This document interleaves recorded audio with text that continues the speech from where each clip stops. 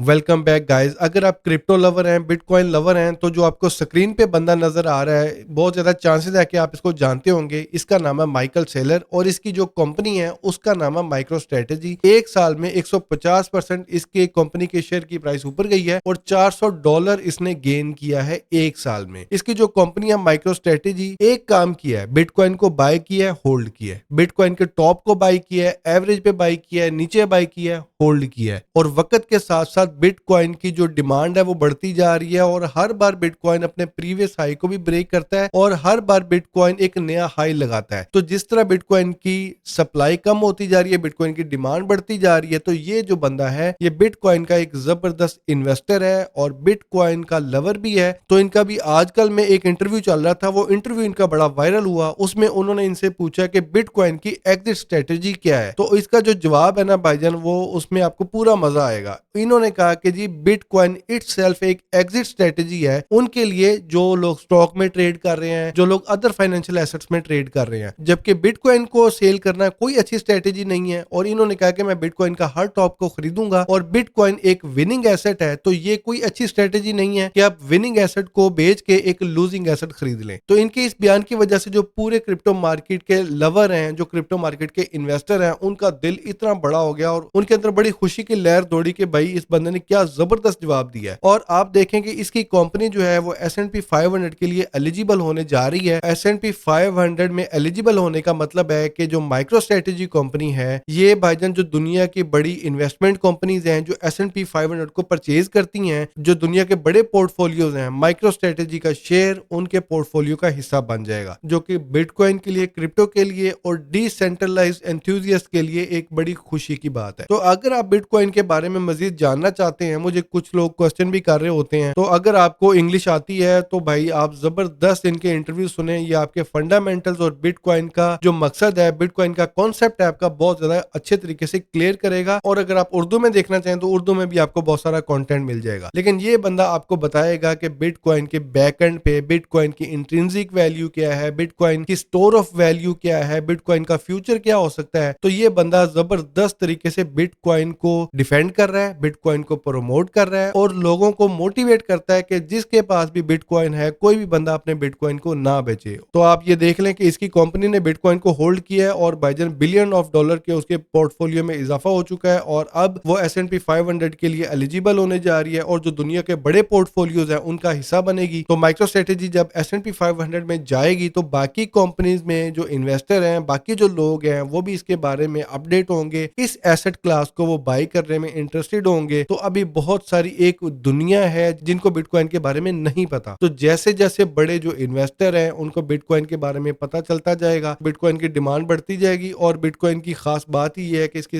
Demand ही बढ़ती है, इसकी सप्लाई नहीं बढ़ सकती। 21 मिलियन इसकी मैक्सिमम सप्लाई रहनी है, उससे ज्यादा नहीं बढ़ सकती।